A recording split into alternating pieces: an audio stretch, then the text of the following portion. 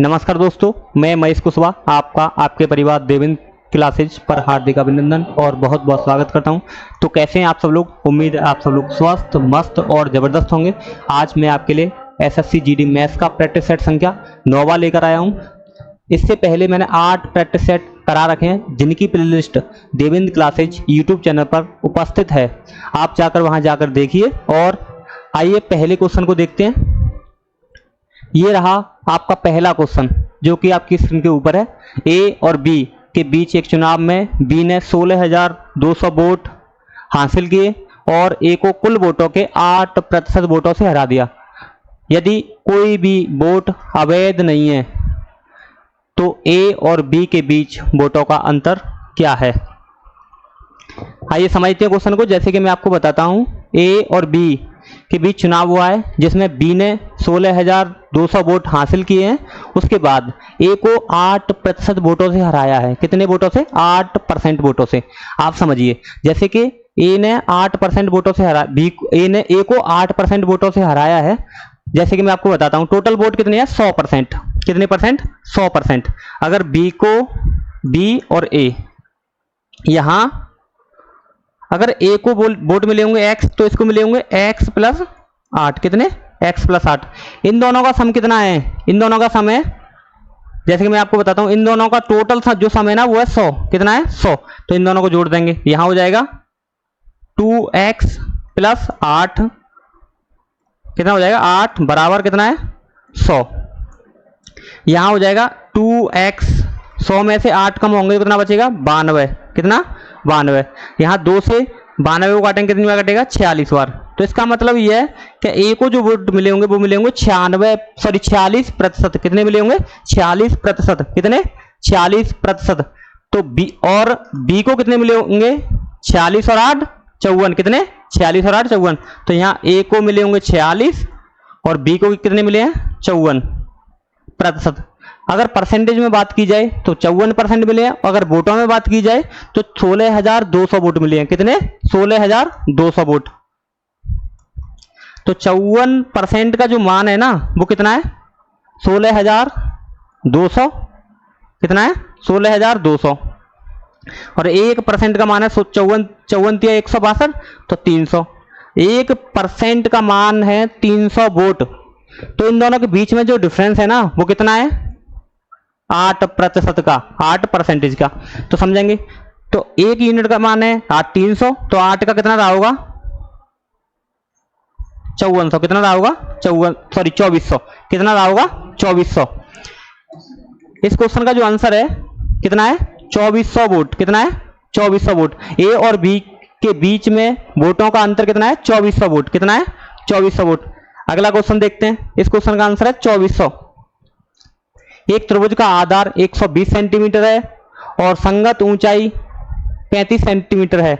इस त्रिभुज का उस त्रिभुज का क्षेत्रफल क्या है? उस त्रिभुज का क्षेत्रफल क्या है? आइए समझते हैं। पहले तो आपको त्रिभुज का फॉर्मूला पता होना चाहिए एरिया निकालने के लिए। मैं बताता हूं आपको। एरिया निकालने के लिए जो फॉर्मूला रहता है, एरिया बराबर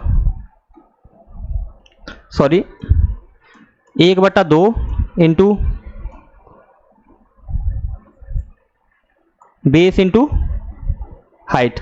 बेस इंटू हाइट। एरिया निकालना है आपको, तो 1/2 तो लिखा ही है। क्षेत्रफल बराबर रहता है 1/2 इंटू आधार इंटू ऊंचाई। आपको आधार पता है कितना है? 120। कितना है? 120 इंटू हाइट कितनी है?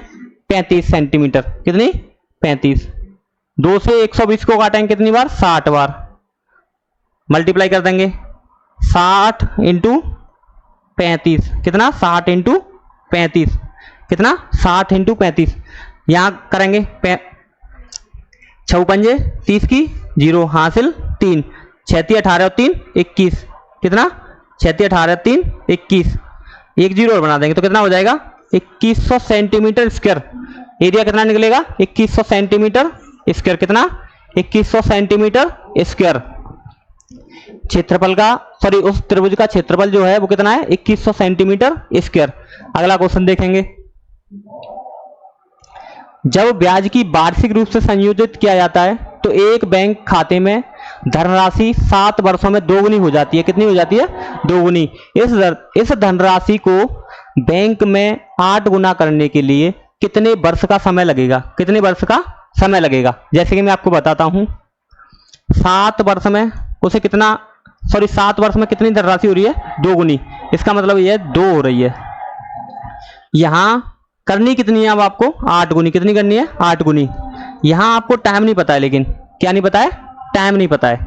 जैसे कि मैं आपको बताता हूं, ये 2 की पावर 1 यहां है और यहां 2 की पावर कितनी है? कितनी है? 3। 1 पावर करने के लिए कितना समय लग रहा है? 7 वर्ष। 1 पावर करने के लिए कितना समय लग रहा है? 7 वर्ष। 3 पावर करने के लिए कितना समय लगेगा? 7 या 21। कितना? 21 साल।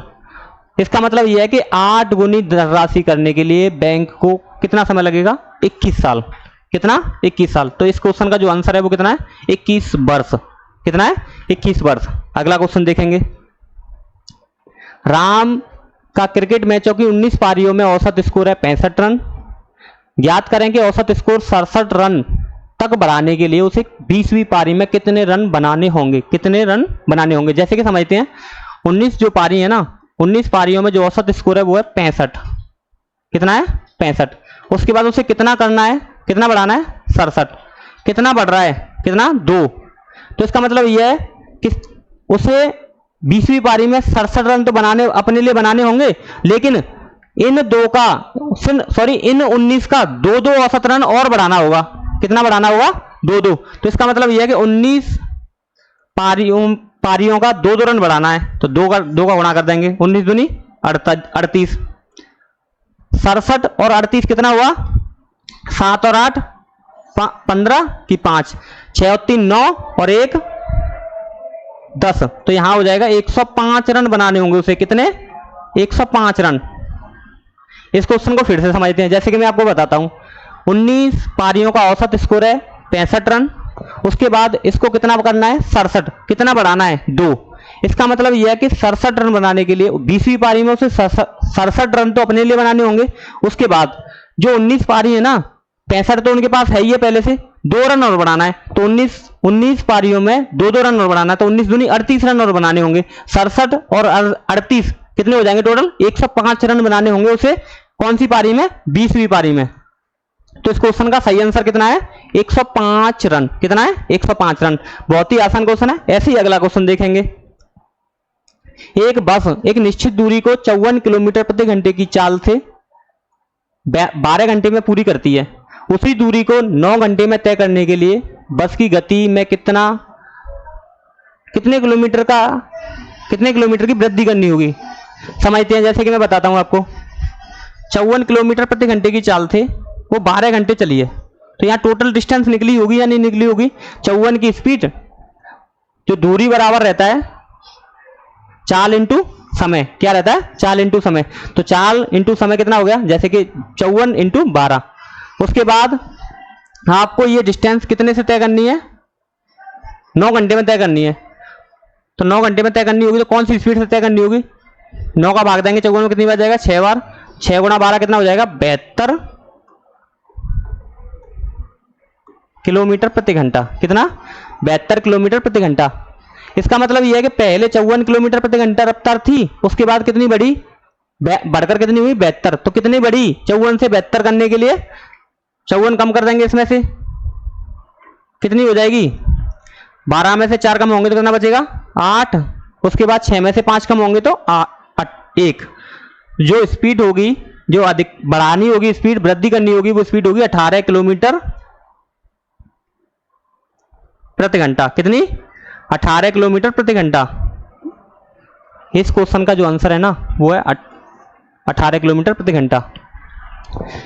बस की गति में 18 किलोमीटर प्रति घंटे की वृद्धि करनी होगी अगर इस दूरी को 9 घंटे में तय करना है तो। ऐसे ही अगला क्वेश्चन देखेंगे। शिवम एक कार्य को 6 दिनों में और विवेक 24 दिनों में कर सकता है। उन्होंने एक साथ काम करना शुरू किया, लेकिन शिवम ने काम पूरा होने से 3 दिन पहले काम छोड़ दिया, तो कार्य कितने दिनों में पूरा हुआ? जैसे कि मैं आपको बताता हूं, एक कैंडिडेट शिवम है और एक विवेक, 2 हैं एक शिवम है, एक विवेक है। शिवम किसी कार्य को 6 दिन में करता है और विवेक उस कार्य को कर रहा है 24 दिन में। टोटल वर्क रहा होगा 24 यूनिट। कितना यूनिट रहा होगा? 24। समझते हैं। जैसे कि अगर 24 यूनिट को शिवम 6 दिन में करता है तो इसका मतलब यह है कि वो 4 यूनिट एक दिन में करता होगा, और विवेक 24 यूनिट को 24 दिन में कर रहा है तो इसका मतलब यह है कि वो एक दिन में 1 यूनिट कार्य करता होगा। कितना? 1 यूनिट। अगर मैं बताता हूं आपको, शिवम ने काम पूरा होने से 3 दिन पहले कार्य छोड़ दिया, तो इसका मतलब यह है कि अगर वो 3 दिन और कार्य करता तो कितना यूनिट कार्य कर देता? 1 यूनिट। एक दिन में वो 4 यूनिट कार्य करता है, तो 4 के अकॉर्डिंग वो 3 दिन में कितना यूनिट कार्य कर देता? 12 यूनिट। तो टोटल वर्क कितना बन जाता? अब 12 और 24 36 यूनिट। कितना? 36 यूनिट टोटल वर्क। अब ये दोनों इस कार्य को करेंगे, एक दिन में वो दोनों कितना कार्य करते हैं? ए मतलब शिवम 4 यूनिट करता है और विवेक 1 यूनिट कार्य करता है। तो इसका मतलब यह है कि वो एक दिन में 5 यूनिट कार्य करते हैं। कितना यूनिट? 5 यूनिट। तो 36 यूनिट को कितने दिन में करेंगे? 36 बटा 5 दिन में। तो इसको आगे कैलकुलेट करते हैं। 7 बत्ता 35 या 7 पंजे 35, ये 7 लिखेंगे और फिर उसके बाद एक शेष बचेगा, यहां लिखेंगे 7 सही 1 बटा 5 दिन में। कितने दिन में? 7 सही 5 बटा 7 सही 1 बटा 5 दिन में। तो इस क्वेश्चन का जो आंसर है वो है ऑप्शन नंबर डी, 7 सही 1 बटा 5 दिन में उस कार्य को वो कंप्लीट कर लेंगे दोनों लोग। ठीक है। ऐसे ही अगला क्वेश्चन देखेंगे, बहुत ही बेसिक क्वेश्चन था। एक व्यक्ति ने 16% की हानि पर एक वस्तु को बेचा। अगर इसे 660 रुपये अधिक में बेचा होता तो उसे 8% का लाभ होता। यदि उस वस्तु को 3080 रुपये में बेचा जाता है तो कितना प्रतिशत लाभ होगा? ज्ञात कीजिए। सॉल्यूशन बताइए इस क्वेश्चन का।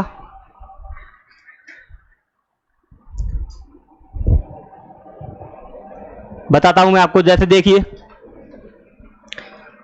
अगर किसी वस्तु का सीपी 100 रहा है, कितना रहा है? 100। अगर उसे 16% की हानि पर बेचा जाता है तो कितने में बेचा जा रहा होगा? 16% की हानि पर बेचा जा रहा है तो कितने में बेचा जा रहा होगा? 84 रुपये में। उसके बाद उसे 660 रुपये अधिक में बेचा जाता तो कितने परसेंट का लाभ होता? 8% का। तो कितना हो जाएगा? 108। कितना हो जाएगा? 108। यहां कितना परसेंट लाभ अधिक हो रहा है? कितना हो रहा है? 24। कितना? 24। तो यहां समझेंगे 24%। 24% बराबर कितना है? 660। 660। अब समझेंगे कितने का मान निकालना है आपको। सीपी कितना है? 100। तो 100 का मल्टीप्लाई कर देंगे, 100 का मल्टीप्लाई कर देंगे, भाग 24 का भाग दे देंगे। 2 से 100 को काटेंगे 50 बार और 2 से 24 को काटेंगे 12 बार। ये 12 से 660 को काटेंगे, 12 पंजे 60 और 12 पंजे 60, क्योंकि यहां फिर से 6 बचेगा। तो ये हो जाएगा 55 गुणा 50। तो 55 25 की 5 हासिल 2, 55 25 और 2 27। कितना? 27। तो इस वस्तु का जो क्रय मूल्य है ना वो कितना है? 2750। कितना है? 2750। इस वस्तु का जो क्रय मूल्य है वो 2750 रुपए।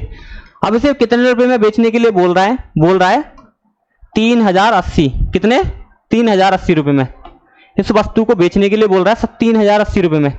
आप समझिए, पहले 0 से 0 कम होगा तो 0 बचेगा। उसके बाद 8 से 5 को कम करेंगे तो कितना बचेगा? 3। और 30 से 27 को कम करेंगे तो कितना बचेगा? 30 से 27 कम होगा तो 3 बचेंगे। 330 रुपए का लाभ होगा। अगर 2750 रुपए की वस्तु को 3080 रुपए में बेचा जाएगा तो उसे कितने रुपए का लाभ होगा? 330 रुपए का। कितने का? 330 रुपए का। कितने रुपए पर? 2750 रुपए पर। कितने रुपए पर? 2750 रुपए पर। समझिए। उसके बाद इंटू 100, 0 से 0। यहां कैलकुलेशन करते हैं। अगर 25 से इस नंबर को काटेंगे तो कितनी बार कटेगा? 4 बार। और 25 से इस नंबर को काटेंगे, 25 एकम 25, यहां बचेगा 25 एकम 25। यहां 11 से 33 को काटेंगे 3 बार। 3 गुणा 4 कितना हो जाएगा? 3 गुणा 4 हो जाएगा 12। तो यहां जो प्रतिशत में लाभ होगा ना वो होगा 12% का। कितने परसेंट का? 12% का। इस क्वेश्चन का सही आंसर है 12%, जो कि ऑप्शन नंबर डी पर है। ऐसे ही अगला क्वेश्चन देखेंगे। राहुल के पास केवल 10 रुपये और 5 रुपये के नोट हैं, उसके पास 400 रुपये मूल्य के 50 नोट हैं। 400 रुपये मूल्य के कितने नोट हैं? 50 नोट। 5 रुपये के नोटों की संख्या ज्ञात करनी है। बहुत ही बेसिक क्वेश्चन है। इस क्वेश्चन को आप एलिगेशन से कर सकते हैं। जो लोग आप पहले पढ़ चुके हैं वो इस क्वेश्चन को निकाल पाए होंगे और निकाल सकते हैं। जैसे कि मैं आपको बताता हूं, अगर पहले आप मुझे बताइए, आपके पास 400 रुपये हैं और 50 नोट हैं, अगर एक नोट का एवरेज वैल्यू निकाली जाएगी तो कितनी निकलेगी? 400 में आप 50 नोटों की भाग दे देंगे तो कीमत निकल आएगी 8 रुपये। कितने रुपए? 8 रुपये। जैसे कि मैं आपको बताता हूँ, आपके पास 400 रुपये हैं, आपके पास नोट है 50, तो एक नोट की जो कीमत निकलेगी ना वो कितनी निकलेगी? 8 रुपये। कितने रुपए? 8 रुपये। तो एवरेज सॉरी एलिगेशन से निकालने के लिए मैं बताता हूं आपको, 10 रुपये पता है, एक नोट 10 रुपये का है, और दूसरा नोट कितने का है? उसके बाद है 5 रुपये का। कितने रुपए का? 5 रुपये का। यहां समझेंगे, आपको पता है 8 रुपये का नोट है एक। कितने रुपए का? 8 रुपये का। एलिगेशन लगाइए, 10 में से 8 कम होंगे तो कितना बचेगा? 2, और 8 में से 5 कम होंगे तो 3। ये है नोटों की संख्या का अनुपात, 3:5, सॉरी 3:2। यहां टोटल कितना बना है? 5 यूनिट। 5 यूनिट बराबर कितना है? टोटल नोट कितने हैं? 50। तो एक यूनिट का मान कितना निकलेगा? 10 यूनिट। तो आपको 5 रुपए के नोटों की संख्या कितनी है? 2 यूनिट। कितनी है? 2 यूनिट। तो 2 का मान निकालने के लिए 2 का गुणा कर देंगे, कितना हो जाएगा? 20। कितना हो जाएगा? 20। कितना? 20। तो 5 रुपए के नोटों की जो संख्या निकली है वो कितनी है? 20। कितनी है? 20। बहुत ही आसान क्वेश्चन है, आप समझ पाए होंगे। सॉल्यूशन को समझ लीजिए, मैं साइड में हो जाता हूं। ऐसे ही अगला क्वेश्चन देखेंगे। आइए देखते हैं अगला क्वेश्चन। एक रेलगाड़ी अपनी यात्रा पहले 2 घंटे में 72 किलोमीटर प्रति घंटे की चाल से और अगले 1.5 घंटे में 120 किलोमीटर की डिस्टेंस तय करती है। पूरी यात्रा के लिए इसकी औसत चाल ज्ञात करनी है आपको। मैं बताता हूं आपको, जैसे कि पहले 2 घंटे में उसने 72 किलोमीटर प्रति घंटे की चाल से दूरी डिस्टेंस तय की है, तो इसका मतलब यह है कि 1 घंटे में वो 72 चलता होगा, तो 2 घंटे में 144 चला होगा या नहीं? जी सर, चला होगा। तो मैं बताता हूं, जैसे कि 72 किलोमीटर प्रति घंटे की चाल से 2 घंटे में उसने डिस्टेंस तय की होगी 144। उसके बाद उसने डिस्टेंस चली है कितने किलोमीटर? 120 किलोमीटर। जो टोटल डिस्टेंस चली है ना वो चली है 4 और 0 4, उसके बाद 4, 2 और 2 6, और 1 और 1 2, 264 किलोमीटर की टोटल डिस्टेंस चली है। कितने किलोमीटर की? 264 किलोमीटर की टोटल डिस्टेंस चली है। उसको समय कितना लगा है? पहले वो 2 घंटे चला है, उसके बाद वो 1.5 घंटे चला है। इसका मतलब यह है कि उसने टोटल टाइम जो लिया है ना वो लिया है 3.5 घंटे। कितने घंटे? 3.5 घंटे। इस 3.5 घंटे को हम कैसे लिख सकते हैं? ऐसे भी तो लिख सकते हैं, 7/2। कैसे लिख सकते हैं? 7/2। ऐसे भी तो लिख सकते हैं, 3.5 घंटे को 7/2 लिख सकते हैं या नहीं? एवरेज स्पीड निकालने के लिए आपको पता है टोटल डिस्टेंस बट्टा टोटल टाइम। तो टोटल डिस्टेंस कितनी है? 264 भाग 7 टाइम कितना है? 7/2। यहां हो जाएगा आगे 264 इंटू 2 भाग 7। समझते हैं, जैसे कि मैं आपको बताता हूं, 7 21, उसके बाद नंबर बचे 5, ये हो जाएगा नंबर 54। तो 7 49, बचेंगे नंबर फिर से 1, कितने बचेंगे? सॉरी 54 हो जाएगा फिर से, तो ये हो जाएगा 7 49, फिर से 5 बचेंगे, फिर हो जाएगा 7 49, मतलब 7 ही बार जाएगा इंटू 2। कितना? 2।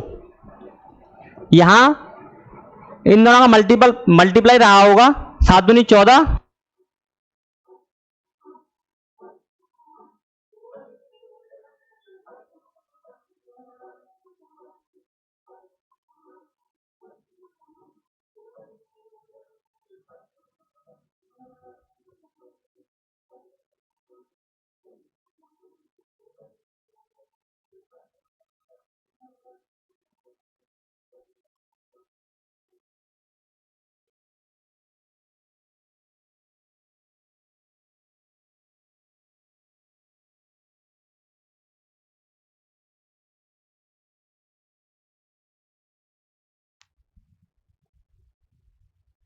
तो नए मिश्रण में एल्कोहल का प्रतिशत 40% हो जाता है। एक्स का मूल्य ज्ञात करें।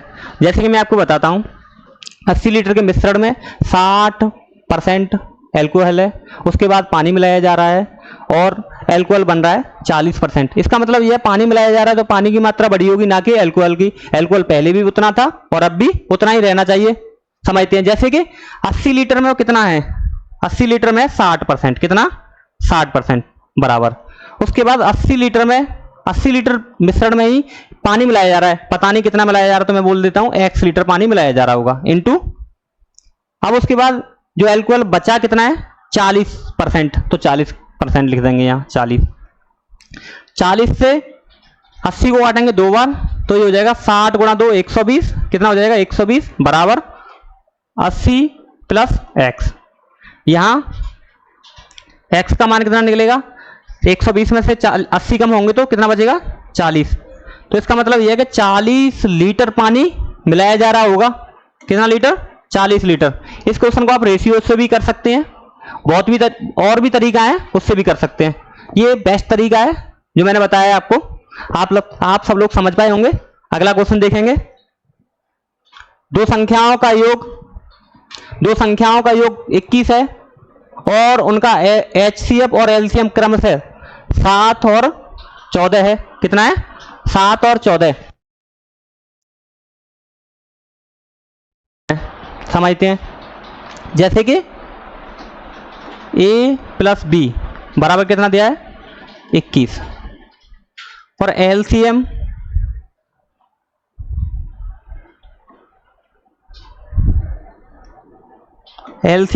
और LCM अनुपात HCF का जो रेशियो है ना वो कितना है,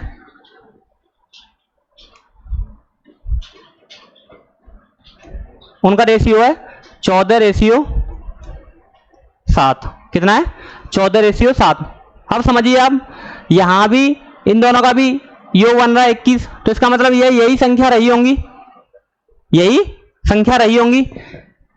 अगर जैसे कि मैं आपको बताता हूं, पहली संख्या रही होगी 14 और दूसरी संख्या 7, या बोल सकते हैं पहली संख्या 7 रही होगी और दूसरी संख्या 14 रही होगी। तो इन दोनों संख्याओं का योग निकालना है व्युत्क्रमों का।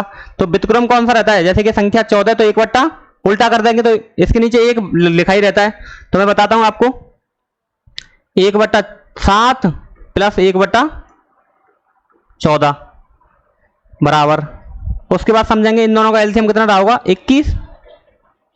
यहां 7 से 21 को काटेंगे कितनी बार जाएगा 3 बार। उसके बाद 21 नहीं, इन दोनों का जो एलसीएम है वो है 14।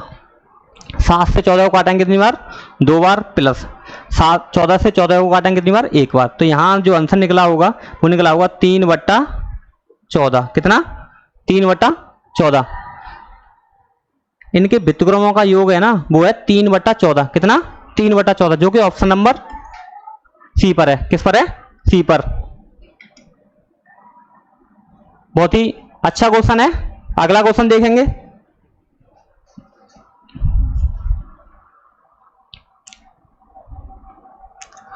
पांच ए 72 बी 11 से भाज्य है, तो बी माइनस ए का मान निकालना है आपको। यहां क्या निकालना है, बी माइनस ए का मान। किसका मान निकालना है, बी माइनस ए का। आपको 11 का विभाज्यता का नियम पता होना चाहिए। आप इस क्वेश्चन का आंसर मुझे कमेंट बॉक्स में देंगे। किस में देंगे, कमेंट बॉक्स में। ये क्वेश्चन है ना होमवर्क के लिए है।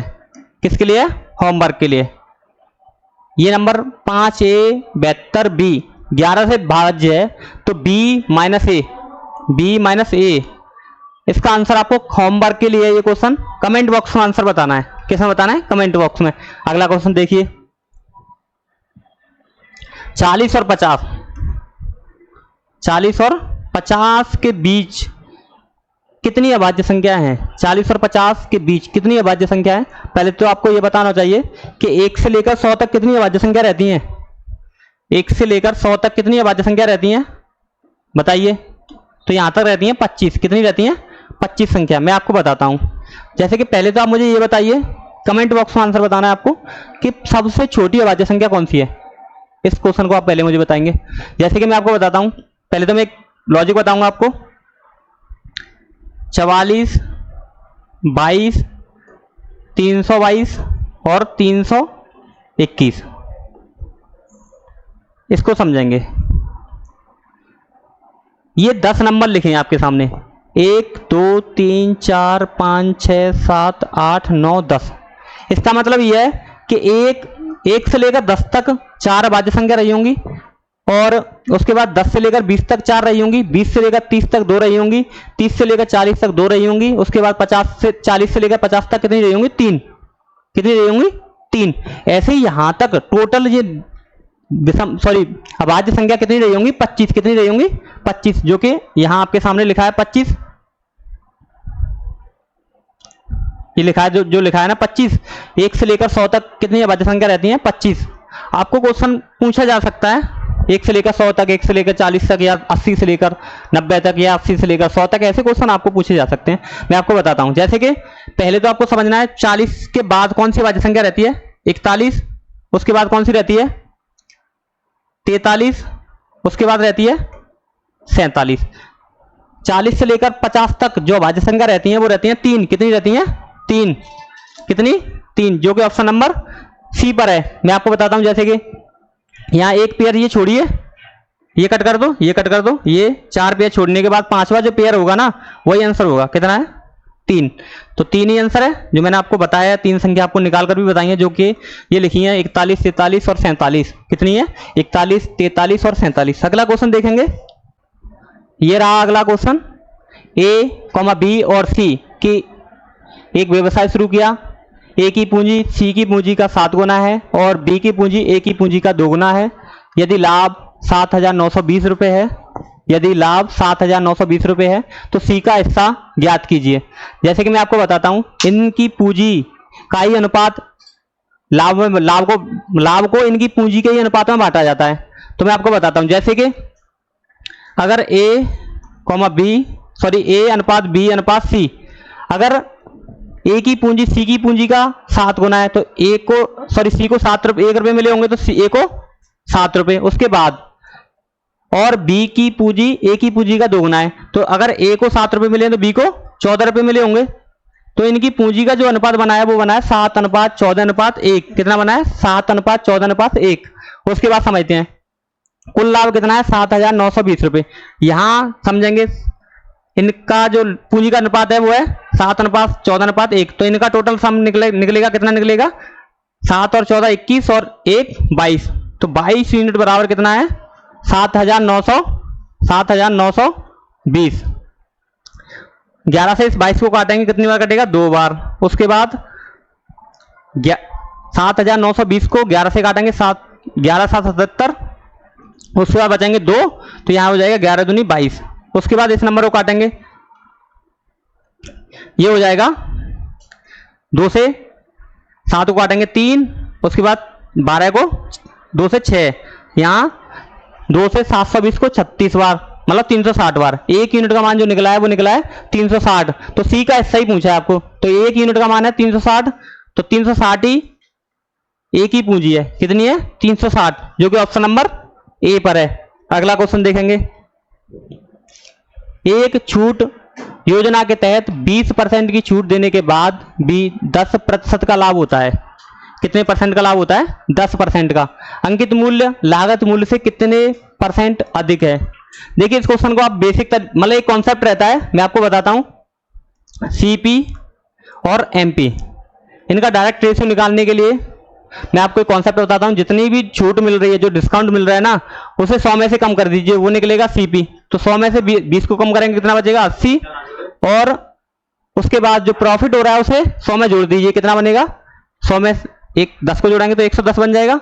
यही डायरेक्ट रहता है फॉर्मूला। सीपी निकालने के लिए जो छूट डिस्काउंट मिला है उसे कम कर देंगे 100 में से, और जो प्रॉफिट हुआ है उसे 100 में जोड़ देंगे, तो वो निकलेगा एमपी। तो कितने का प्रॉफिट कितना अधिक कर रहा है यहाँ? 30। कितना? 30 कितने पर? 80 रुपए पर, इंटू 100। यहां समझेंगे 0 से 0 कट कर देंगे, और 4 से इस नंबर को कट करेंगे। 100 को कितनी बार कटेगा? 25 बार। कितनी बार? 25 बार। और 4 से 8 को कट करेंगे कितनी बार? 2 बार। 25 तिया 75, कितना? 75 भाग 2। 75 भाग 2 कितना रहता है? 37.5। कितना? 37.5।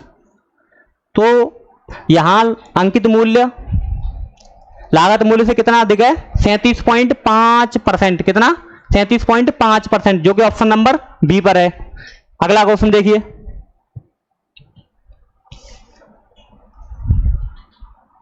पिता और पुत्र के बीच वर्तमान आयु का अंतर 14 वर्ष है। 11 वर्ष के बाद उनकी उम्र का अनुपात 4:3 होगा। पहले तो आप ये समझिए कि अनुपात पहले बताया है, वर्तमान आयु का बीच का अंतर हमेशा समान रहता है। 10 साल बाद भी वही रहेगा अंतर, और 20 साल बाद भी रहेगा, 20 साल पहले भी वही अंतर रहेगा जो अब है। ठीक है, डिफरेंस हमेशा बराबर रहेगा एज में। जैसे कि यहां 11 साल बाद उनकी उम्र का, जैसे कि पिता और पुत्र, इनका जो आयु का अनुपात है ना वो है 4:3। इनकी आयु में डिफरेंस कितने का दिख रहा है आपको? 1 यूनिट का। 1 यूनिट का मान है आपको 14 वर्ष। कितना वर्ष? 14 वर्ष। तो यहां पिता की आयु है 4 और यहां 3, तो 14 चौका 56। तो पिता की आयु जो रही होगी वो कितनी रही होगी? 56 वर्ष। और पुत्र की आयु कितनी रही होगी? 14 42। ये जो निकले हैं रेशियो वो कितने हैं? 56 रेशियो 42। ये है 11 साल बाद का। अब वर्तमान निकालने के लिए 11 वर्ष घटा देंगे इसमें से, तो 42 में से 11 वर्ष कम करेंगे तो कितना बचेगा? 2 में से 1 कम होगा तो 1, तो यहाँ 4 में से 1 कम होगा तो 3, तो यहाँ हो जाएगा 31 वर्ष का लड़का होगा। बेटे की वर्तमान आयु कितनी होगी? 31 वर्ष। कितनी वर्ष? 31 वर्ष। ऐसे ही अगला क्वेश्चन देखेंगे।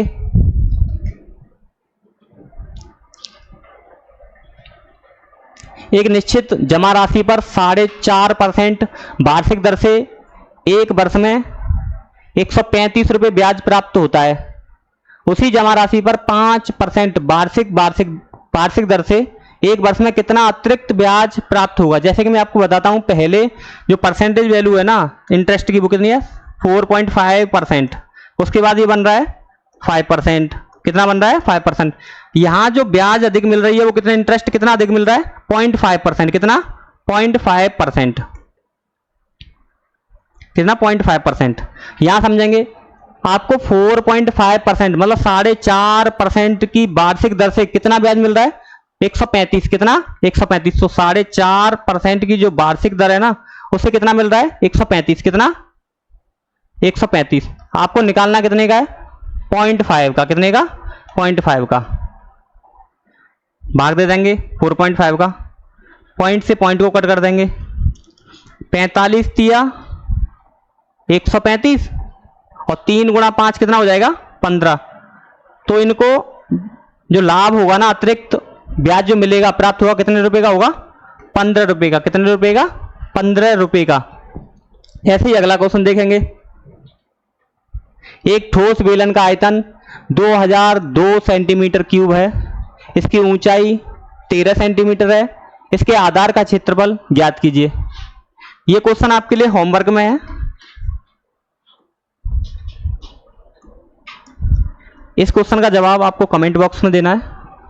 मेरे साथ जुड़ने के लिए बहुत बहुत धन्यवाद। अगर मेरी क्लास आपको पसंद आई हो तो आप हमारे चैनल को लाइक, शेयर एंड सब्सक्राइब करें। बहुत बहुत धन्यवाद।